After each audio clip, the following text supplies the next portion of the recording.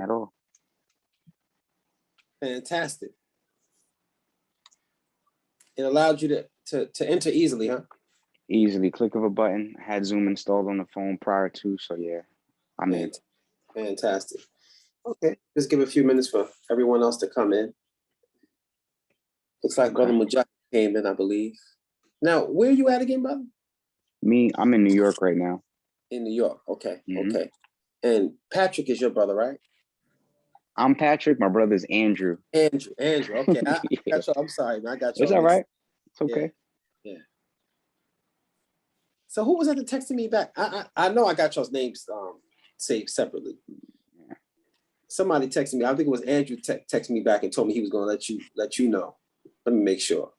Andrew did text you back, and he did let me know, because I was traveling at the time, and I said I didn't get any message, and then I go back and he's told me what's going on. So I sent you the message, Patrick. You did, but I didn't pay any mind to the I was on vacation in Cali, so it was a bunch of messages for my birthday that came in, so I didn't even. When was your birthday? Go through them. September 2nd. Oh, happy birthday to you. Okay. Thank you. So how old are you now? 16? You look so young, man. 31, aging backwards, Yeah. Benjamin Button. Literally. Yeah. Is that my brother Mujahid? Yes, sir. Yes, sir. Hope everybody doing good. Doing good, man. It's beautiful to see you, man. It's always an honor and a pleasure to see you as well. Yes, sir. Thank you. Thank you. Yeah, we're just waiting for see, we got us in. It's okay. You brothers are early. Good. Yeah. And I apologize ahead of time if I skip out or whatnot. I don't know if we're having an outage. I just moved in this area. I have a technician come tomorrow for my internet, so I thought I was going to get it finished today. That's fine. Are you in Omaha now?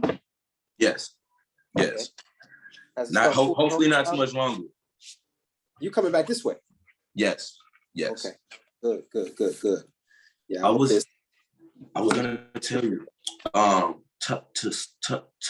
think it's Tesla or to somewhere in Mississippi. I just found out that I have a family with a bunch of land out there. Tupelo, maybe. Tupelo, maybe. It's in Mississippi though. But when I came back from Georgia, they was telling me about it. You should have went to see your family in Mississippi. I'm like, oh no, I didn't know. And they was telling me about that. So I was like, I'm gonna have to look into that. Yeah, well, when you come back this way, man, we can, I don't know if you want us to ride down there with you or something. I have something I'm burning, gentlemen. It's incense. And I put it on charcoal. I'll show you. It smells very good. It's real good for the house. So when you see the smoke, this is what it is. I'm not smoking. Oh, okay. Okay. Very serious stuff. Okay. We have someone else coming in, it appears. Welcome.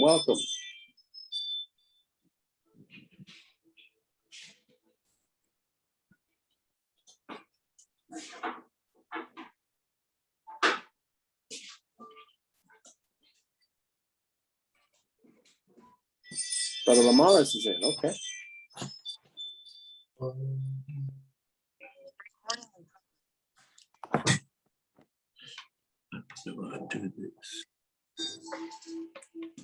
Okay, Ali Zaid is in.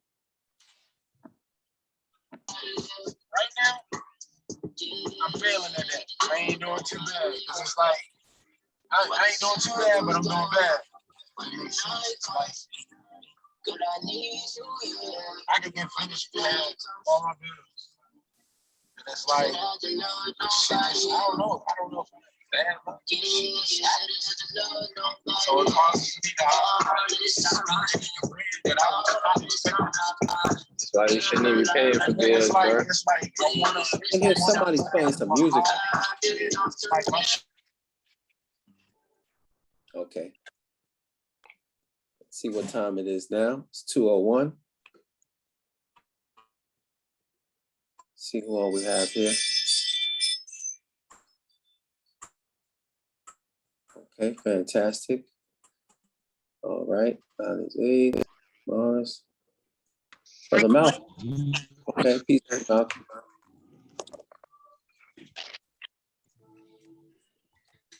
Go ahead.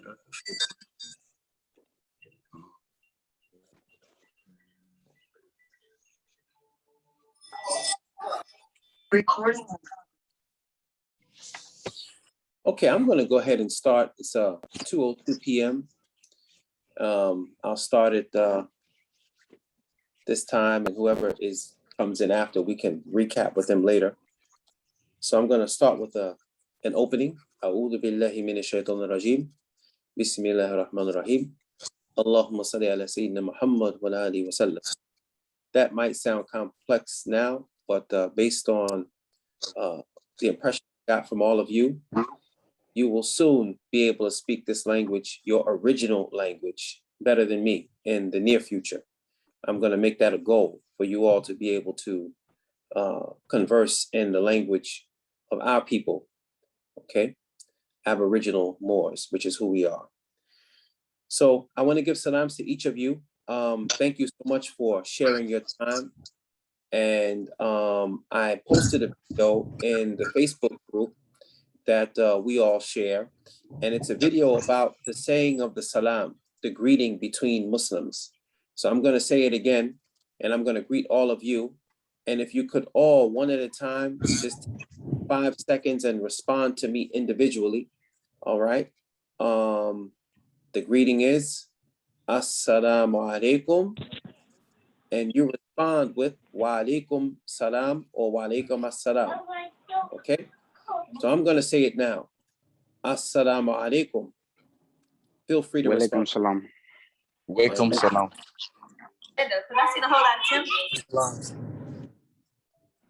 I heard some real good pronunciation. Alaikum salam. Yeah. Go ahead. Alaikum salam. Who said that? Hey, now, Man, I think you've been studying something, huh? That was fantastic. Perfect. Okay. Continue. no, there's repetition. I can hear it. Okay. No, that's beautiful, man. That's beautiful. You know, we call you the chosen 13 for a reason. Okay. So I want to give you all the masjid email address and the masjid Instagram. And when this is done, if you would just, mention something to us and tag us, the whole social media thing, because we want to bring positive attention to what we're doing. And, social media is the medium of communication in this era. So what I'll do is I'll tell it to you, and then I'll post it. I'll make a post in the masjid, in the Chosen 13 group that we have with our email address and our Instagram. And the reason why I'm sharing the email address is for you to have a generic way for people to contact us. As you all know, you all have my direct personal number, and I appreciate that none of you shared it. I really appreciate that. But if somebody wants to contact us and they're not going through you, you can give them the email address that I'm going to share in the group. And lastly, I know I have addresses for some of you, but I don't have addresses for all of you. So I know if you could all just email me individually your addresses again, we have something we need to ship out to you. And the delay on the shipment is there's one book that I'm waiting for you all from my teacher. He's overseas now. And we'll be receiving that book, inshallah, this week. And we'll be able to get off the book and the other things. Okay. The last matter I want to go into. Any questions, anyone? Okay. No. All right. The last matter is Sunday works for everyone. I'd like to have a monthly session with you all directly, a monthly session at minimum once per month. This is going to be set. And the next one is October 10th at 2 p.m. on Sunday. So I hope that works for all of you. And this is just for you all. I have more general things that we do as we expand, but for you all, this is exclusive. We're not going to let anyone else into this, maybe a few others, but we're focusing on you.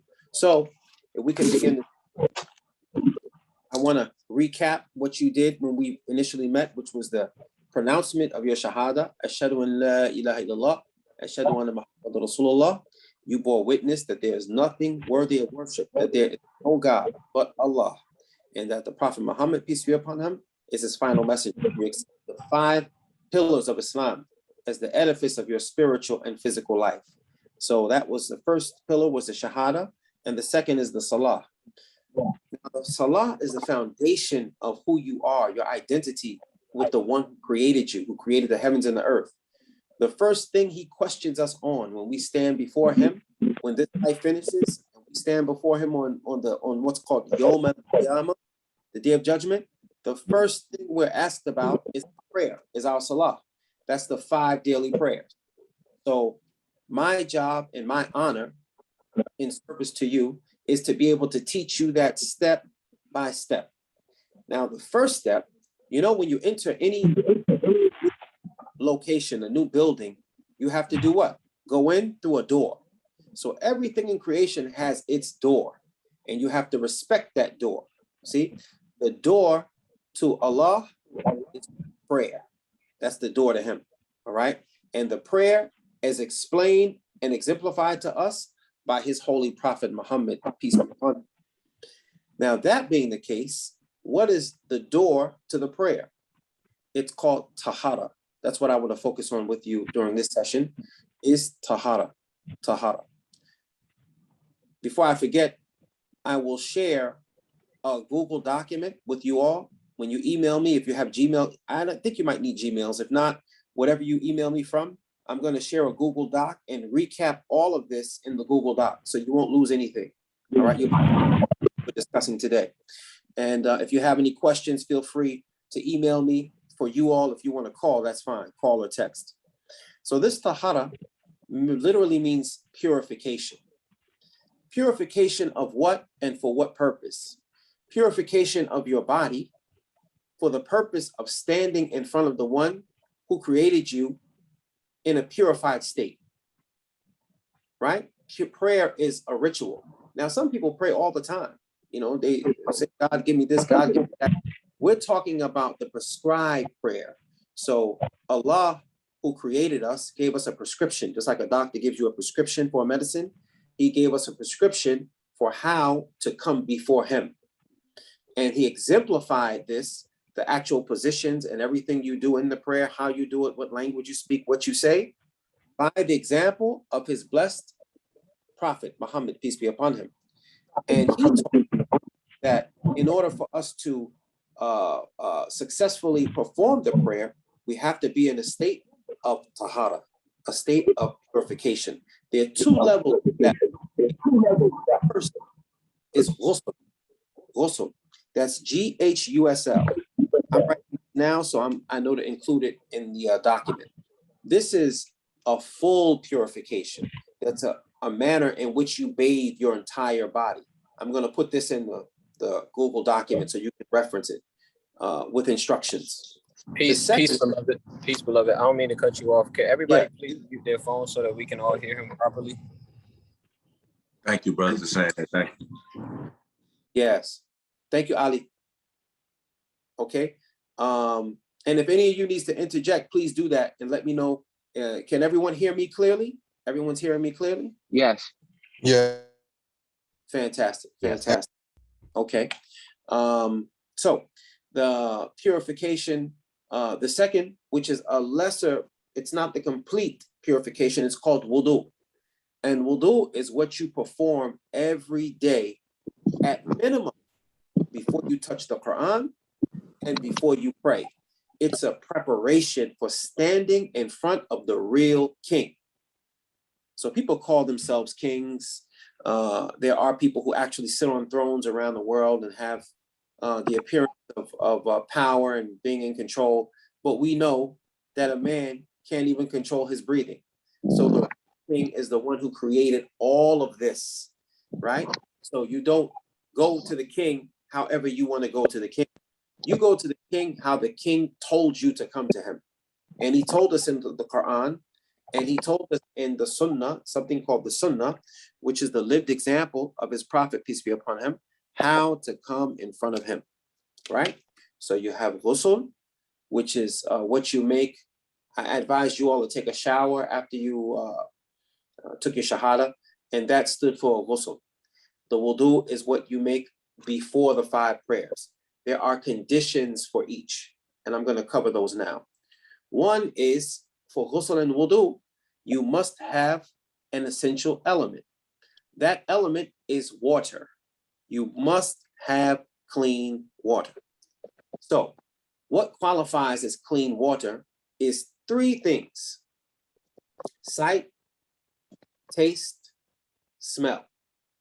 So if you see water and it's like got a pungent smell to it, like it's not clean, don't use it.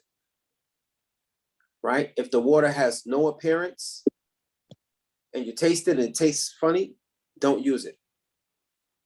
Okay? So if the water is unclear, if it smells funny, if it tastes funny, you look at it and it's murky, dirty, don't use it. The water should be clear. I'll give you an example. So you see I have a bottle of spring water here. This is obviously clean water. It's acceptable. You can use water from rivers. You can use water from wells. You can make wudu and ghusl in the ocean, in salt water. That water is acceptable for ghusl. Okay? So now, before you perform your wudu, you have what's called niyyah, right? Niyyah is your intention. So you're not just putting some water on yourself just to be doing something. No, you're doing this with the intention in your heart of being pure for prayer to the one true God, the sovereign living God. All right, that's your intention in your heart. And then you pronounce something when you begin, and that's called the Basmala. The Basmala is when you say Bismillah, which means in the name of Allah. All right, so I'm going to read some things to you.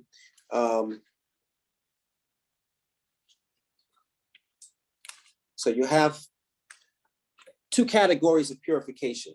One is purification from ritual impurity. What is ritual impurity?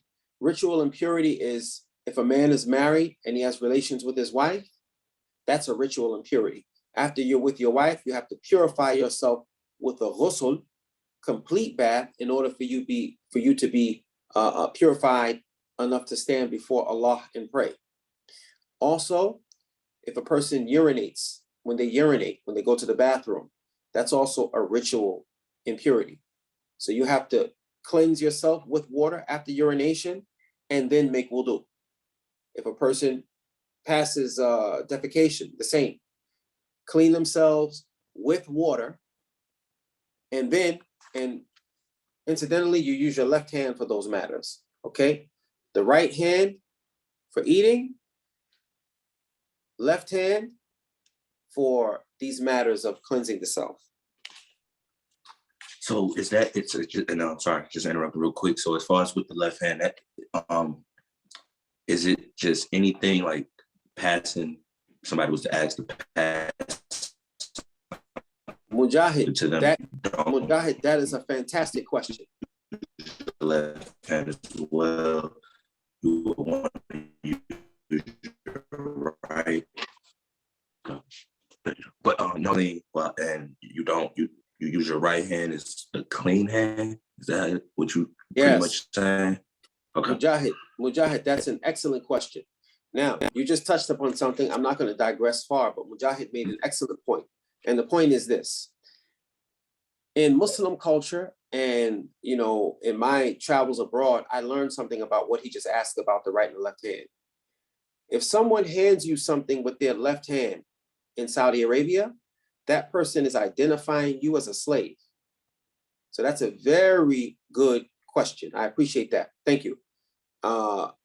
When you honor someone, you hand it to them with their right hand. So sometimes you'll see a Muslim hand someone something with his left hand, and he'll say, "Excuse me for handing this to you with my left hand." He'll make that point. So that's a very valid and good point, Brother Mujahid, is when you're doing things, like if you're touching someone or you touch even the child's face, do it with your right hand. This hand for impure things, this hand for pure things. Very, very good. Okay, so there are 7 obligatory elements of wudu. 1 is the intention. 2, washing of the face. Obligatory means you must do these things for your wudu to be valid. 3, washing the hands and arms to the elbows. 4, wiping of the head. 5, washing the feet to the ankles. 6, rubbing the limbs. And 7 is continuity. So I'm not going to repeat that because I'm going to write all these in that Google Doc and I'm going to share with you on Masjid Diab. So yeah, absolutely take notes. This is good because when you write it, you kind of imprint it in your brain. So when you're making your wudu and you're washing your face, you're going to use a small amount of water. You're not going to turn the faucet all the way on because there is really a limited amount of water that you should use. And then when you wash your hand or any area, your what's called masha in Arabic is rubbing. So when you put the water on, you don't just put it on, you rub it in 1 time, rub it in. When you put it on the face, you rub it in. That's a very, very important element of the wudu. So the rubbing of the limbs and the continuity. Continuity means this. In wudu, it's a system. So you begin with the right hand, then left hand. Mouth, nose, face, arms up to the elbows, right, then left, then head. When you take the head, you take the water, and you go from here with wet hands. Your hands are wet with the water. Here, back forward. Fresh water in your ears, and then your feet. Now, I did that quickly for a reason because it's a point I want to make. So if it's hands, mouth, nose, continuity means you continue without stopping. So you don't do hand, mouth, nose. Oh, let me go get my phone. Hello? Yeah, how you doing? You go through the whole process and you go in that sequence. So hands, mouth, nose. Now, let's say you forget something. Do you go back? No. You continue through to the end, and whatever you missed, you come back and do that after you finish. But you keep the process, all right? And there's a reason for that, is that you're cleansing your hands to put water in your mouth. And then you cleanse your nose. Now, if you cleanse your nose, that means you might have something on your face from your nose, so you wash that off, right? Then you go to here, then head, ears. Now, you wouldn't do your ears and then your mouth, because that's not clean. Ears, and then feet last, because the feet are touching the most impurity, especially in natural situations where you're walking with sandals or something like that. Okay, so these were the obligatory acts of the Salam alaikum, baby.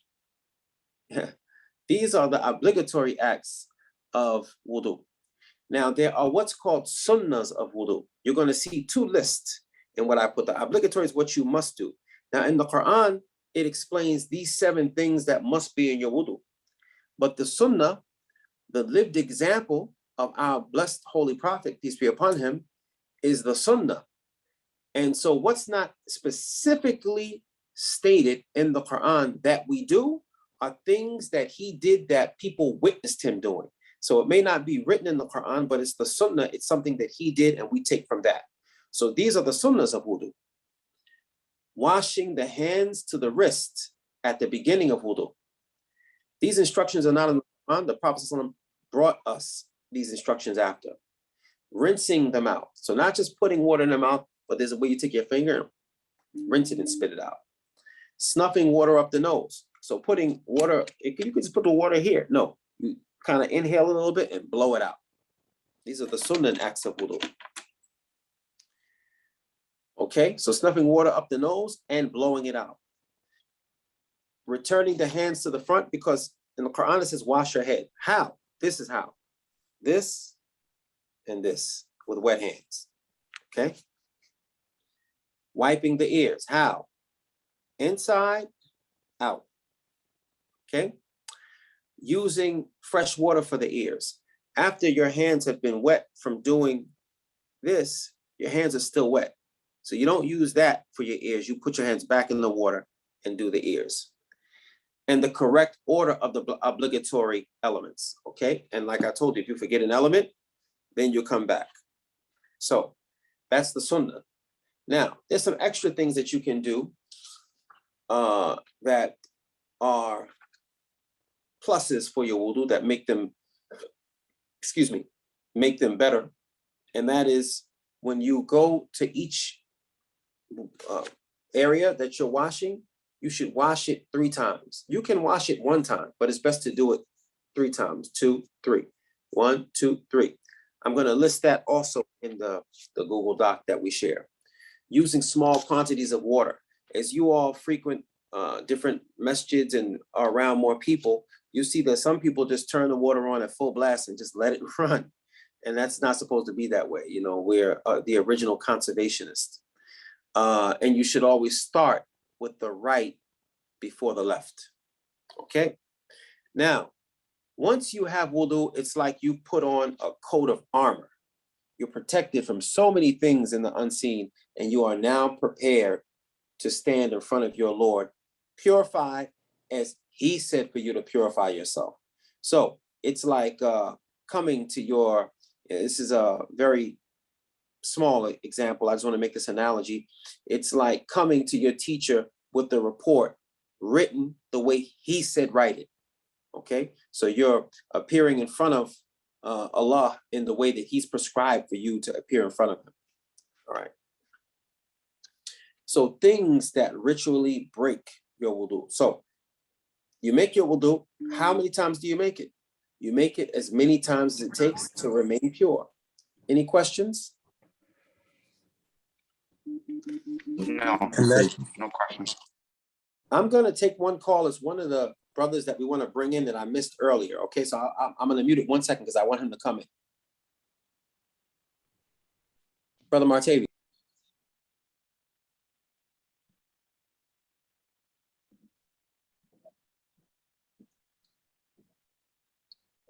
Sure.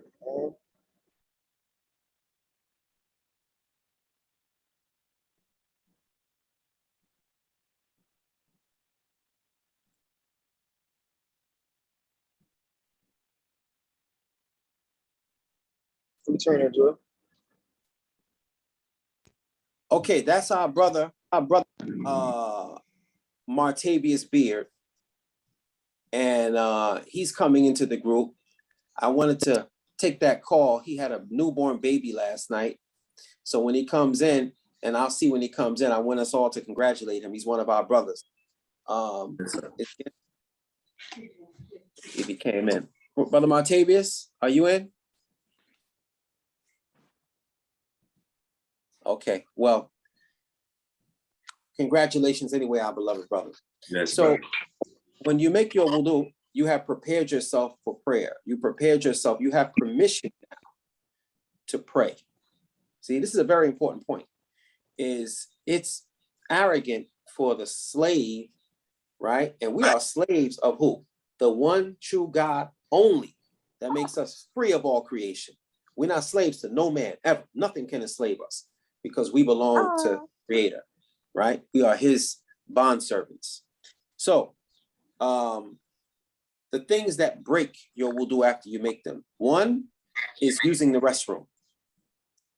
That's urination or defecation. Breaking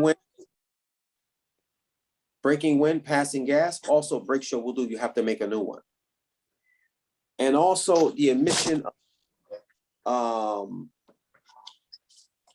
when you are with your wife and sometimes you have some fluid leave your member, that also breaks your wudu. You have to wash yourself there and remake your wudu. In the case of a man who is with his wife and actually discharges like that, he has to take a full ghusl and then he can pray. Heavy sleep. When I say heavy sleep, I mean, if I'm sitting, I have wudu, and I'm sitting and somebody says, Hassan, I say, yes, that didn't break my wudu. If I'm horizontal, it breaks my wudu. If I'm sleeping and somebody says, Hassan, I don't answer. Hassan, they wake me up. Huh? Yeah, what? I lost consciousness. I have to remake my wudu. Intoxication. If somebody goes, of course, we don't have that issue, but if a person is drinking or doing something to intoxicate themselves, their wudu is broken. Insanity. If a person goes crazy. Kissing. You kiss your wife, breaks your wudu. You have to make it again. Touching your wife doesn't break your wudu. If you touch your wife's hand, it doesn't break it. But if you touch your wife and you become aroused, wudu broken. You have to make it again. if you're fixing your pants and you touch your private parts with the inside of your hand, wudu breaking. You have to make it again. And if someone is unsure, okay, about whether or not they broke their wudu, I'm not talking about in the case of you made it and then you just be like, did I make it? No, you're okay. But if you made wudu and some time has elapsed, or you really have a doubt about, whether or not you've broken it, make it again just to be safe. Okay. Now that was wudu. That was the lesser of the two purifications. I know this sounds like a lot to cover, but it's important that you all get your foundations straight from me, because I believe that one day you all will be doing just what I'm doing now. So you have to get it right. You must have it right. All right. There's a reason why this group is limited. All right. I want you to get these things solid. You got to be strong with it.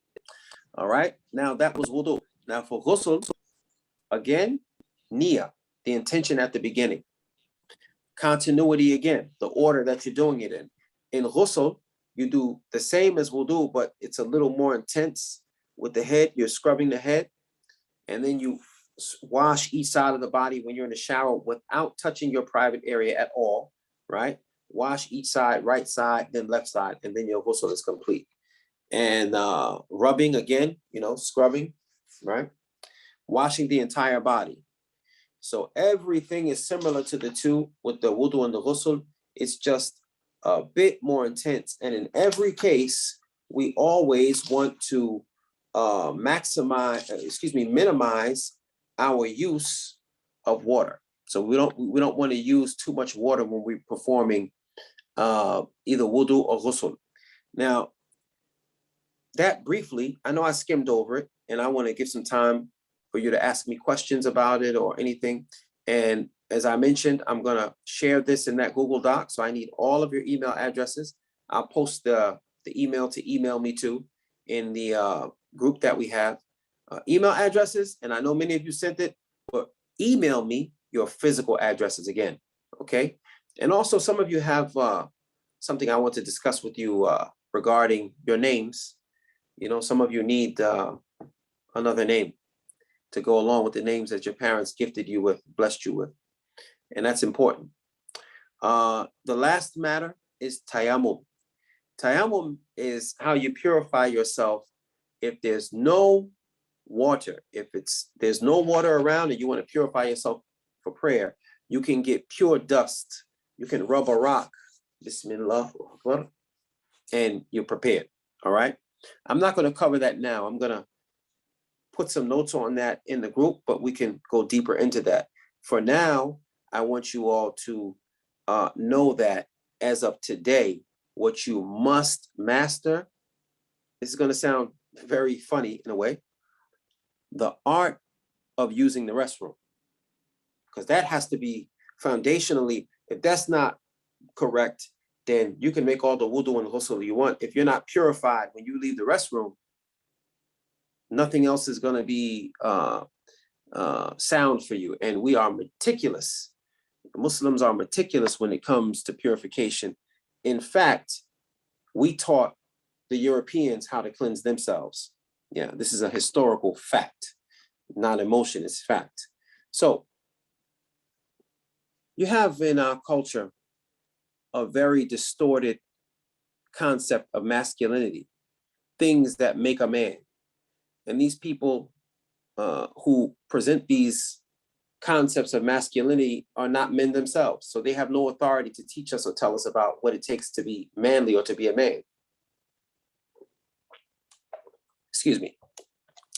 I'm mentioning that because when it comes to urination, in the Western world, it's considered manly for a person to urinate standing up.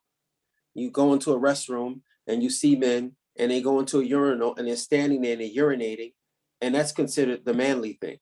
And the women sit and that's considered the feminine thing. Actually, that's not the case. In Islam, number one, we don't urinate in front of other people, okay? So, it's It's just not manly for you to be standing there and a man next to you and you're exposed like that. No, that's not, no. We're people who urinate in privacy. We relieve ourselves in complete privacy. So even when you're urinating, you should be on a toilet sitting, in a natural situation, squatting. And when you relieve yourself and all the urine is passed, you wanna, and I'm gonna be graphic because we're men discussing this matter. You squeeze the member and make sure there's no urine expelling, and then you take water. Okay, you take water. This process is called istinja. Istinja. Something else I'm gonna put in our document. And istinja is the process of cleansing yourself after you've left the toilet. So as our brother Mujahid mentioned, that process, left hand. You use the left hand for these matters. So after you've urinated, you've expelled all the urine, there's nothing there, then you pour some water to cleanse that area. Then you stand up and you go, okay? When it comes to defecation, right?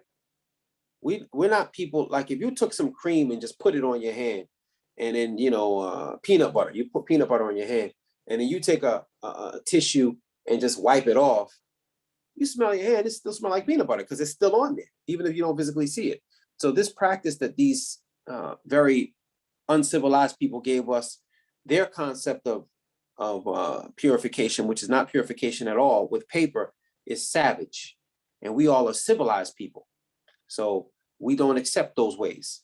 So in this culture, it's very uncommon to see water bottles in bathrooms. But in the mother continent and other places, the places that our people come from, when you go into the toilet, you'll see vessels there with water in the bathroom for the purpose of istinja. So if you are defecating, then you would use the water and you would pour it while cleansing your backside, okay? And if you use tissue, wet the tissue and cleanse that area, and wet some more tissue and cleanse that area until you see no streaks or anything. And then you take that water and you pour and you wash your backside with the water. That's why you see the left hand is for that, okay?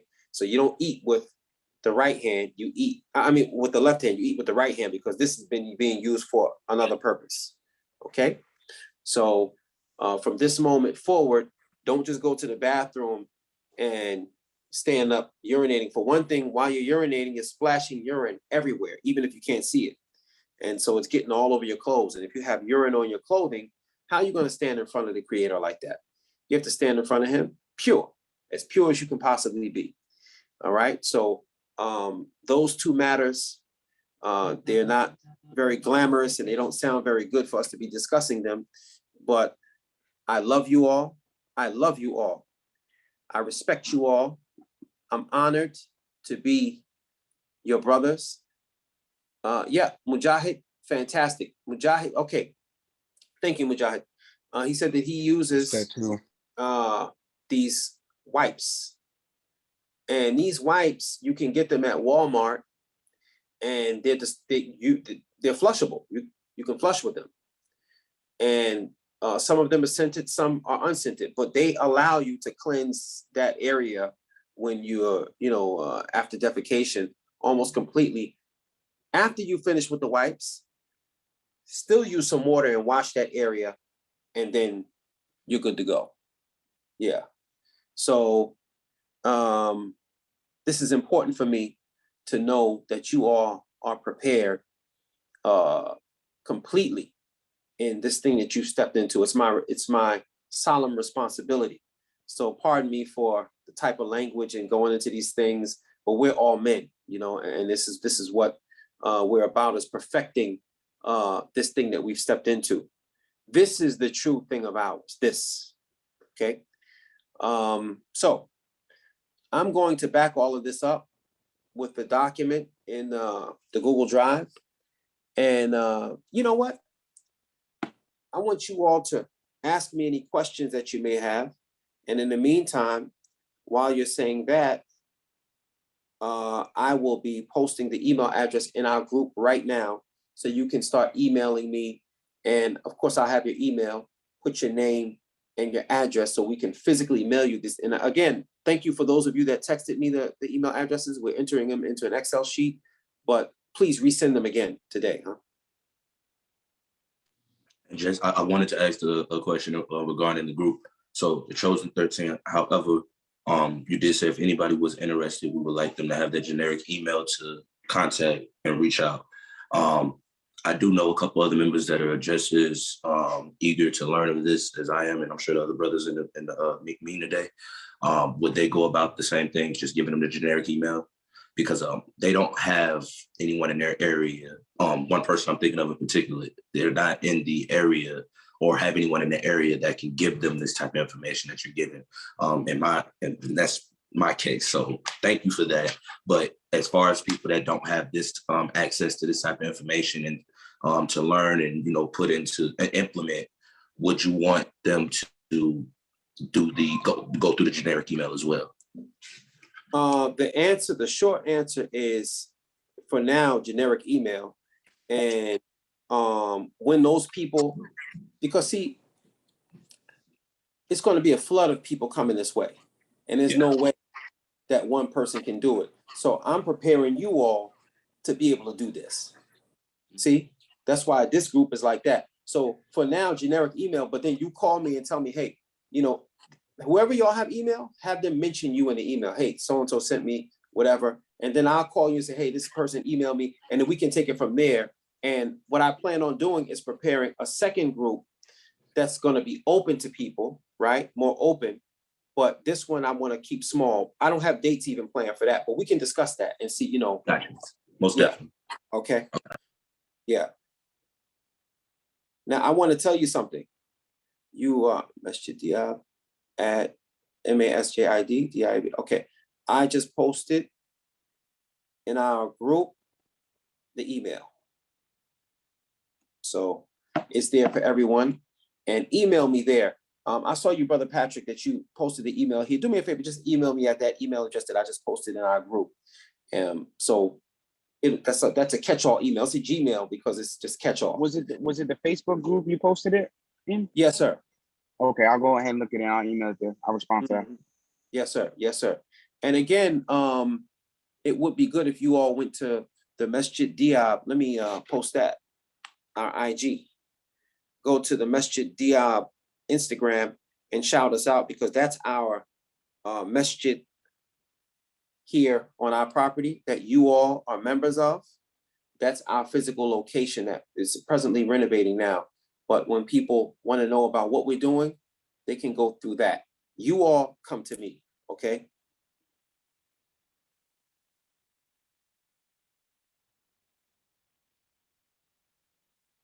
Okay, I just listed the Instagram.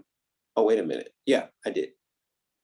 Okay, I listed the Instagram and I listed the email address. Both are there. Okay. So does anyone have any questions regarding this subject matter? And I'll take any questions, other questions you may have, but let's get these questions handled first. And then if there are any others, we can get into those.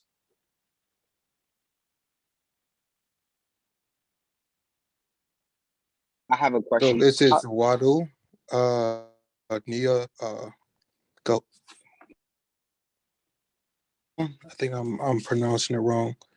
Gahosu. Yeah, the first is ghusl. Ghusl. That's an Arabic letter called ghain. We don't have that in English. It's called gha, ghain, ghusl. And the second is wudu. Okay. Make sure you Okay, wudu. Email me so I can add you to the shared document. Okay. And I'll put all this in. Well, okay.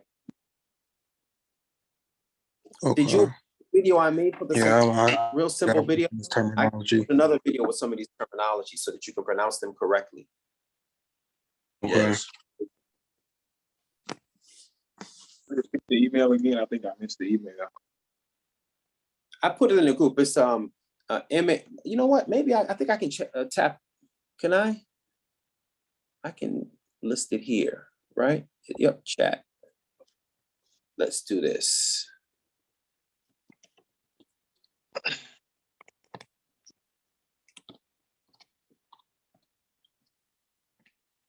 Everyone see that?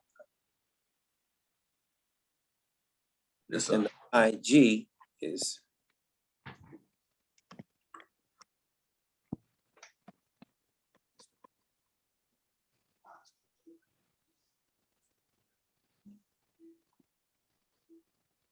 yeah, just email me there. So any questions?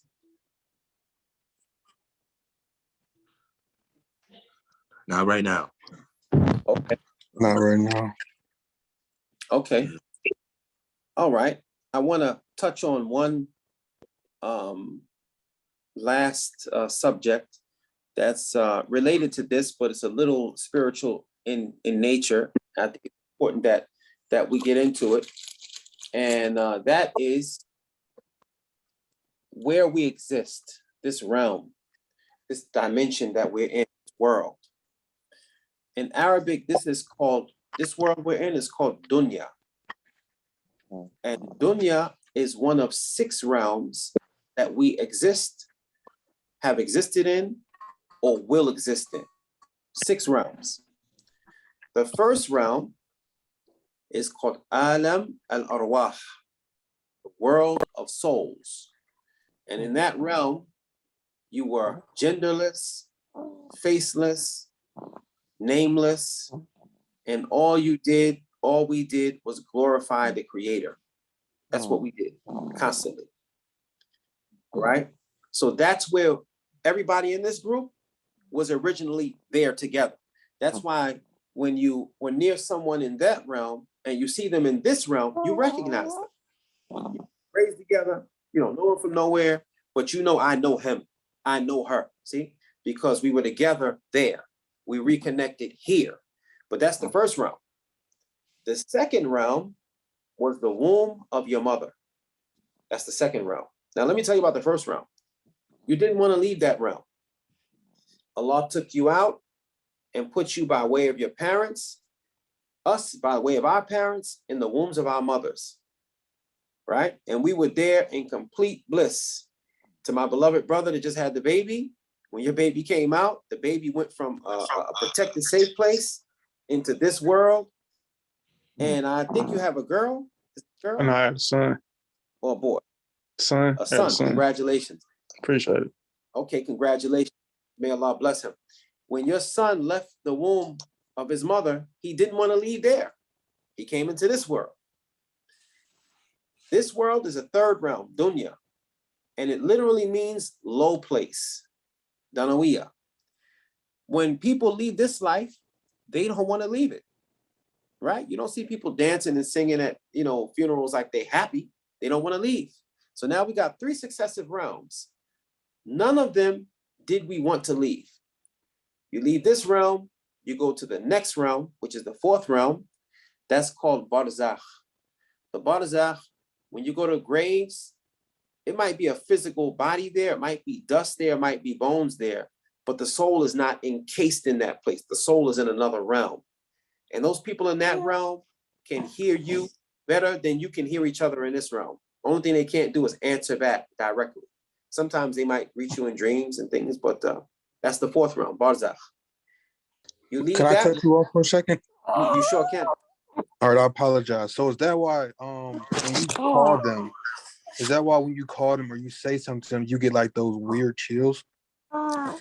That could be. It depends. That's an excellent question, brother. It depends on your level of sensitivity. You might just be empathic, and some people can even communicate with people in graves. Some people say it's not possible, but that's because they can't do it. But you might be sensitive in that way. So I don't want to say, give you a hard answer like, yes, that's the reason why. I strongly believe it could be. It could be, yes. Because personal, I had that experience. Sometimes you feel it, those that deny it are the ones who just don't feel it, in my humble opinion. So that's the 4th realm, is Barzakh, number 4. From there, if you're in a good place, you don't want to leave that either. And you go to what's called Yawm al-Qiyamah. Yawm al-Qiyamah is the day of standing.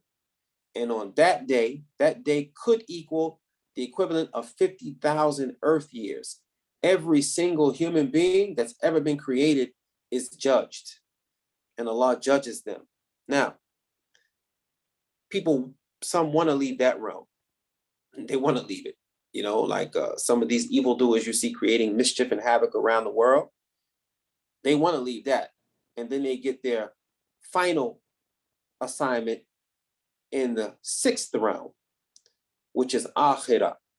Akhir means last in Arabic. That's it. And at that point, Allah ends time. Time is finished, and we go on forever, living in a state of bliss and youth and health, no sickness, no worry, see, no sadness, no want, no any of that.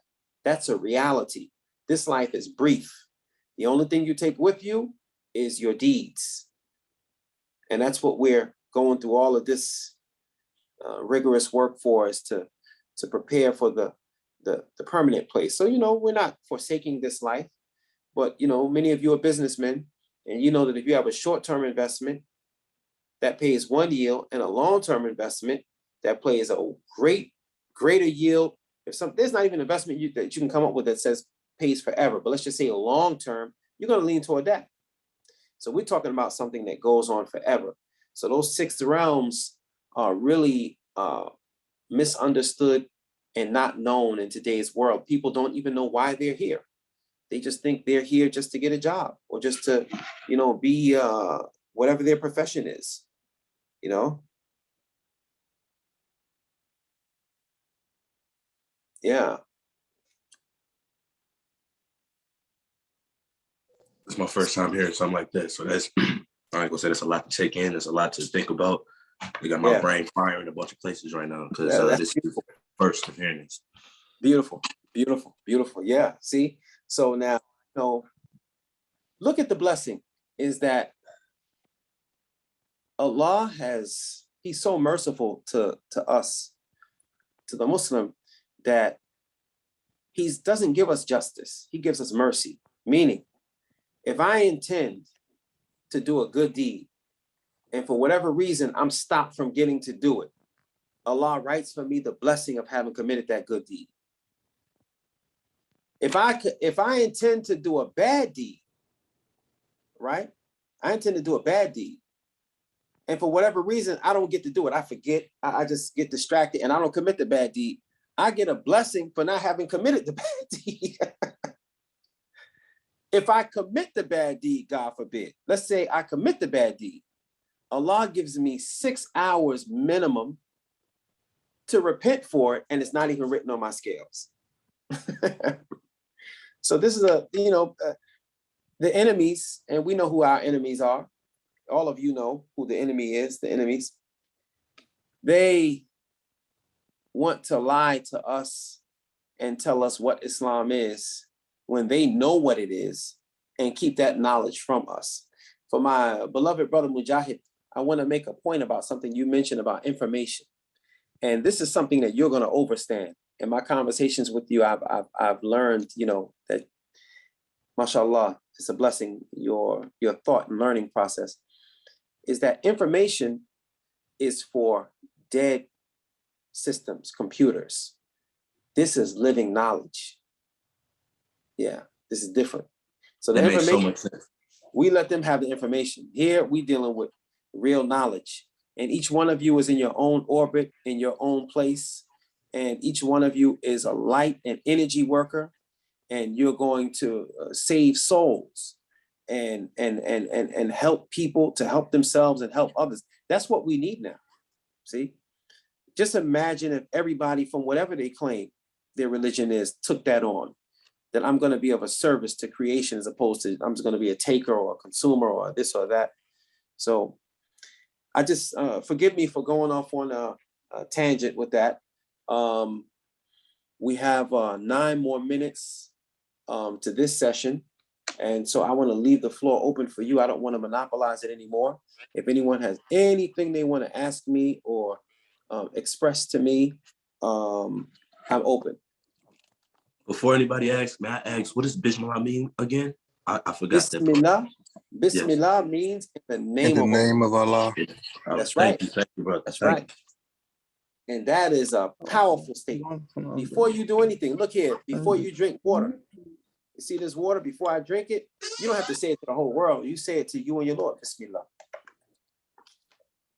Okay? Before you do anything, I pick this book up, I say Bismillah. Why is that a protection? If this book got something in it I have no business reading, I'm not going to say Bismillah and do that. See, ain't nobody going to say Bismillah and pop open no beer unless he's crazy. Something have to be wrong with him. So it's a protection. So you get a blessing and you're also doing it in God's holy name. And this is so essential, you know, so essential. So I really am honored and privileged to be here with you all today. We're building something that this world hasn't seen, at least not in recent history. I don't believe that, I know that. And I'd like for you all to let me know whatever it is that I can do to be of more service to you, and anything I can do to assist you in your path and in your lives. I'm your brother. I'm at your service. All right, so I have another question. So I got it. Is Tahada the shower? Like so you take like your action, you take a shower. Is that Tahada or is that Wudu? Because I know one is daily prep and other purification. Tahada literally means purification. So Tahada is all of that. That's the umbrella that Ghusl, which is the full bath, and Wudu, which is the purification before prayer, fall under. You know, my cousin is here. This is my blood cousin, Saleh. And he shared something with me. He's been, you know, very active with some things, as I'm sure you all have. And he shared some links with me that I'll probably include in this document, this Google document. Now with tech, you know, there's some things that you can just kind of, you know, learn at home study, and I can augment that with person to person. And, you know, for you all, I'm not being, you know, I'm not trying to flatter you. I'm telling you, you have an open door to me, you know, call me, let's, you know, and it just doesn't have to be about some Islamic question. It seems like I'm older than most of you, so I may have picked up a couple of things along the way that I can benefit you in or whatever, but, you know, my phone is open. You're not bothering me. If I'm busy, I'll tell you, hey, I'm busy. I got to do something. I'll call you back. You know, I live on a farm, so we're caring for animals, and I'm the full-time caretaker for my father. When you all come and visit, you'll meet him as well. So there's some, you know, I'm busy as anybody else, but I'm never too busy for you, any of you. Now, with you saying you work on a farm, and I took a note. You said if you think you broke Wudu, make it again. With being on a farm, you know, you work with animals. I'm already thinking, you know, just to make sure I can get it down, I'm gonna probably think I break Wudu a lot. Yeah. On your end, is there like things that I shouldn't worry about? Is there something you'll be able to include in that document? Because I'm gonna be honest, I'm probably gonna try to practice Wudu as soon as we get off. I mean, not practice, but do Wudu right after, because just so I can start getting it down. But like as a, you know, farmer, have land and all like that, do you, with working and tending to the animals like that, do you end up having to do Wudu a lot? You know, that's an excellent question. I have dogs here, and you know, you're asking me some excellent questions, because this is some stuff that I didn't cover here, but you know, you bringing it out of me. If I touch my horse, I don't have to make Wudu. That's considered a clean animal. If I touch my lamb, I don't have to make Wudu. If their urine touches me or their feces touches me, I don't have to make Wudu, but I have to wash that garment. But if my dog touches me, I have to remake Wudu and get rid of that garment, change it or wash it. If a pig, I don't have any pigs, but if a pig touched me, same thing. So some animals are considered impure for touch and for eating, for anything. And some animals are considered pure for eating and if they touch you. So that's an excellent question. Well, Jahid, you got to be here every week, every session, man, because you be dropping some bombs on me. I will be. I'm when I tell you I don't have nobody here, and when I tell you I look, man, I be studying and trying to look online, but because I know how much information is online, I know I can't believe everything I see in here. So because we have access to you now, all my questions is coming to you now, because there's a lot of things I've read and looked over that's like, I don't know if I can follow that, because I can't ask that person themselves, I can't, question them, ask, who said that. So it's good to have someone that is doing. I wanna second that point that Mujahid just made. Is my cousin, who's he's grown up with us, so the only thing that didn't make him Muslim up until now is he just didn't pronounce it Shahada, and he has some really strong, if there was a valid reason for not taking it, what he told me was a valid reason for not taking it all this time. So he's been exposed, his whole, maybe the majority of our family is Muslim now. And so I'm saying that because he knows a lot about Islam, okay? And he knows many things, but yet he still checks with me before he just jumps into stuff. And so I want to second what you're saying and caution you all to follow what Brother Mujahid is saying and my cousin Saleh, is that before you grab something offline, run it past me first, because it is a lot of stuff out there. And it's even people that put fake websites out there with mixed truths to try and derail you and jam you up. So again, Brother Mujahid, I really appreciate you making that point. Feel free, look at whatever you want on the internet, but before you accept something as truth, please confer with me, because I'm training you all to be able to teach. And so, you got to be on point with what you're teaching. So for Wudu, So I'm sorry, I got go a ahead, question too about the praying. Yes. So like every morning I wake up and I say like Psalms 21 and just pray. But I need like I think you texted me that, didn't you? Yeah. I do it every single day, so I need like a routine now. I'm trying to get in like a little routine. Okay. And like I had one friend that's Muslim, and he was saying like look on Google, but then I know who owns Google, so it really makes sense. This is what I want to do. Let me look at something here, because I don't know what everyone's time is like. Now I said we have October 2nd, but I don't think that we can wait that long. So if everyone has time, we can do another class next Sunday at this time. And in the interim, I'm going to be reaching out to each of you individually within this week with the questions our brother just asked me about the Salah and how you pray. And I'm going to have a separate document. Maybe I don't know, maybe I'll put it in the same, I don't want to confuse you. Let's just have one group document, and I'll put some notes about what he asked me. Excellent question about the prayer. And I'll be working with you all during the week. So we're gonna have a busy week now. So y'all gotta text me and let me know some available times. And then we can recap what we touched on today for the first couple minutes of our next session. And then we'll make the next session about Salah and the prayer, because that can't wait. So I'm gonna start on that immediately. Okay, brother? Okay. All right. So thank you for mentioning that, because there's no way in the world I can let y'all go until what's that date? October 10th? No, you gotta learn that now. So I'm on top of that. I made one video about the salam. It was very basic, and I did it that way for a reason, because I want you to learn it. Salamu alaikum wa alaikum assalam.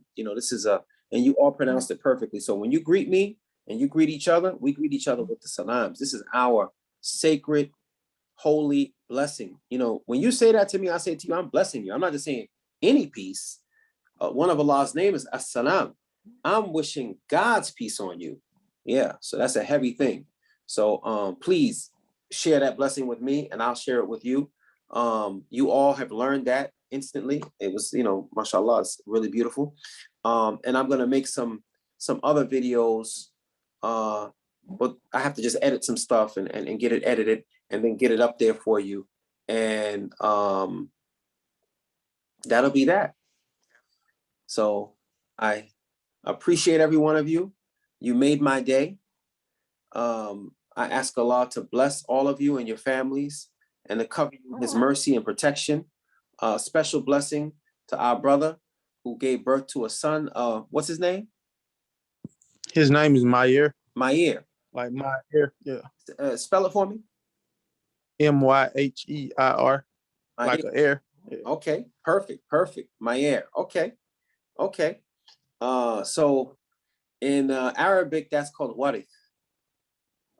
Warif. Yeah. Whoa, you pronounced it perfectly. No, warith. That's right. Warif. Yeah. I'll text it to you now. Okay. Yeah. So brothers, let's join me in a prayer for our brother Martavius and his son. Bismillahirrahmanirrahim. Alhamdulillah Rabbil Alameen. Ar-Rahmanir-Rahim. Maliki Yawmiddin. Iyyaka na'budu wa iyyaka nasta'in. Ihdinas siratal mustaqim. Siratal ladzina an'amta 'alaihim ghayril maghdubi 'alaihim waladdallin. اللهم صل على سيدنا محمد الفاتح لما أغلق وخاتم لما سبق نصر الحق بالحق والهادي إلى صراطك المستقيم وعلى آله حق قدره ومقداره العظيم. Ya Allah, we ask you to bless our brother and his newborn baby and to protect them and make their provision easy for them. Cover them in your mercy. Keep all harm away from them and everyone on this call and everyone on this call's family, all of us together. Those of us who have family who are not Muslim, we ask you to put the love of you in their hearts and guide them to the light of Islam and to make us upright examples of what your faith is and not people that turn people away from Islam because of our bad example. And to especially bless this baby, great seal, and a tremendously long, healthy, good life, and keep all harm away from him and his parents and his household. And may we all be blessed with the same. Ameen. I mean, I have another question before we get off. Yes. Wudu, that is the daily prep right before you prepping for prayer. Wudu.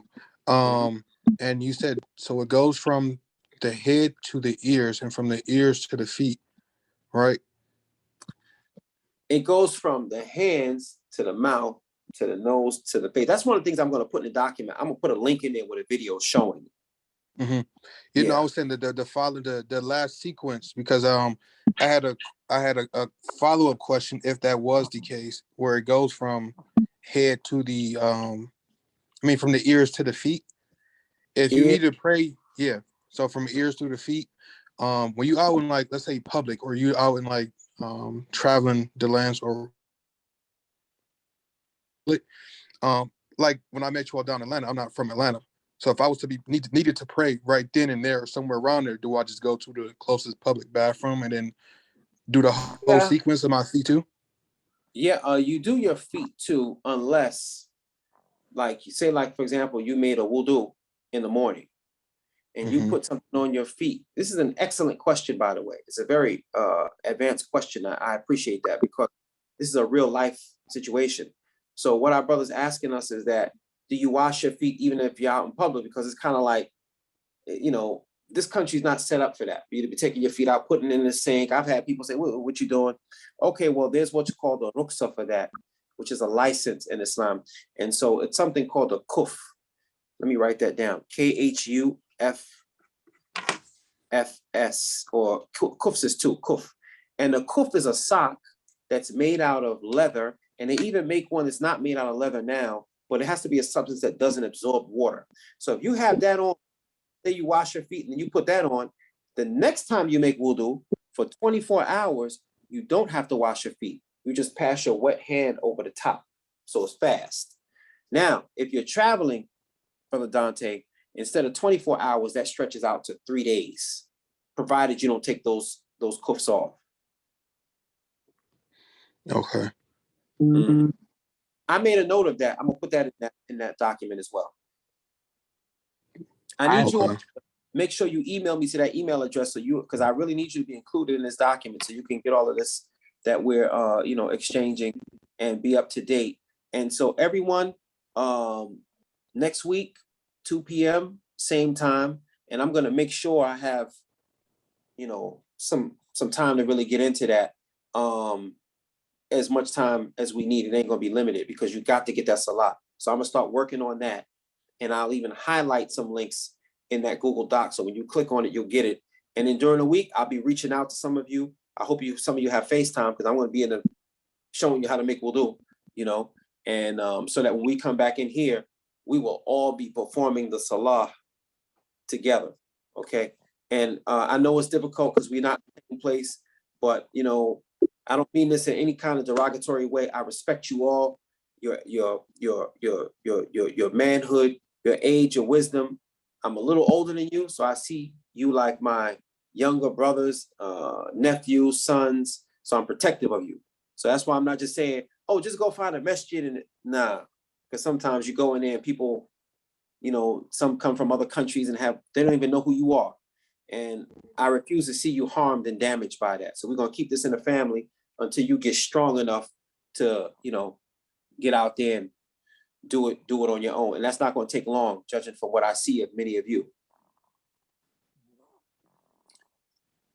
Do you have any recommendations on like how to like eliminate like distractions and things to where we can kind of stay focused? Because like right now, like I'm on this call because it was another overlapping Zoom call that I was supposed to be on, and a handful of other things. My kids were calling me, brothers were calling me. So like, what do you recommend or suggest that we start to do to kind of help us make things a little bit more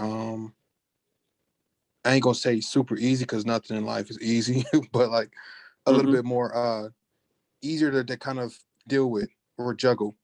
Well, I'll ask you to be a little more patient with me. And if you give me permission, all of you, because I'm shy to just keep calling you and texting you. But if you give me permission to engage with you more, I'm going to reach out and be calling you more and reminding you, you know, that's what I'd like to do. But I just don't want to be, you know, it's a delicate thing. You know, you Muslim now and I'm blowing your phone up. Hey, what you on you?